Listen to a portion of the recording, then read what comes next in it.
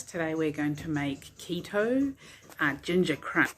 Alright, so we've got almond meal, ground ginger, coconut flour, and I've actually bought some monk fruit blend of sweetener, but we do have stevia if we need it, butter, cream, baking powder, and then you'll need your sliced tin and a couple of bowls to mix things up. So this is a keto ginger crunch, but it was made by Philip Hargreaves, so it is his recipe, but I'm going to put you through on how I made it, and we're lucky to have him posting his yummy food for us to make.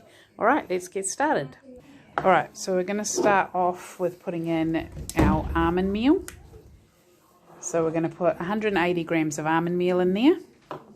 Then we're going to put 60 grams of coconut flour in there. Then we're going to put 60 grams of your melted butter.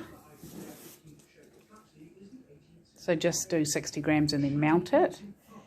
Then we're going to put 2 tablespoons of the sweetener, which you really need a granulated sweetener, so we're using monk fruit. Again, you can use stevia if you need to. Alright, and 2 medium eggs. And then we're going to put in 1 tablespoon of ground ginger. If you want your base to be a little bit more gingery, you can always put 1.5 tablespoons of ginger in there. And then once all that's in the bowl, you're just going to mix it all together. So it doesn't need to go in a food processor or anything. Just use the whisk. So we're just going to use that whisk and then whisk it all together. There you go. Vanilla essence. Yeah, and we're just adding, it's not in the recipe, but a little bit of vanilla essence into the base, just 1 teaspoon. All right, and then we're going to whisk that together. All right, so we're just mixing that in now. This is a little bit out of focus.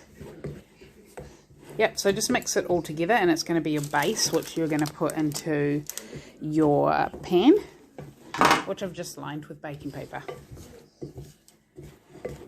So that's looking like a good crumb base, and then we're just going to press it into here. Alright, so now we've flattened that into the tray, so just get that nice and flat. You can wet your hands and just press it with your hands. Alright, so anyway, it doesn't have to be perfect. So once that's flat, just add some fork holes in it because you don't want it bubbling up as it cooks. That even smells like ginger. That's so good. Alright, and we're going to pop that in the oven for 12 minutes. Alright, so now we're going to make the ginger crunch. Now you have to be really patient with this, as it can take up to 30 minutes to boil this into sort of like a caramel sauce, but it's going to be a ginger sauce. So it really needs to thicken.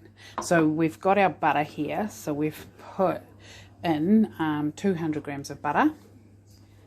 Then we've got 500 mils of thick cream. So we're just going to pour that in there. And then 5 tablespoons of sweetener. And then we want 2 tablespoons of ground ginger in there. So that's the best part. Going to make it gingery. So we're going to put that on a high heat till the butter melts. And then we're going to turn that down and start simmering it, so it can turn into a thick ginger sauce. So it's starting to thicken up, but it's still runny. So it does take a long time, so you can use the whisk just to whisk it up a little bit, but it does have to go for at least 30 minutes. So we'll keep thickening that up to make the perfect crunch, ginger crunch topping. Okay guys, so this has finally thickened, so that's the type of thickness that you want it to be. So you just, yeah, so it's just this thick. So you're just going to pour it on your base. It's a bit hard with slice, you don't want it too runny, you don't want it too thick because it'll burn and it'll start to separate. So that's looking good. So you just spread that out, and then you're going to put that in the fridge to set. Once it's cooled a little bit, you might want to cut it, and then you can cool it some more, but at least it'll be cut, otherwise it might go a bit hard. but that's looking good. So we're going to put that in the fridge. All right, so this is our ginger slice. So what I did was I made the ginger slice and then I covered it in sugar-free chocolate. So that is just absolutely perfect there, delicious. Tastes like ginger. Put a bit of orange with it and it's delicious with a bit of orange over it. But if you are low carb and keto, you may not want to use that orange. But there you go. And that made a lot of slices there. Perfect ginger slice. Yummy.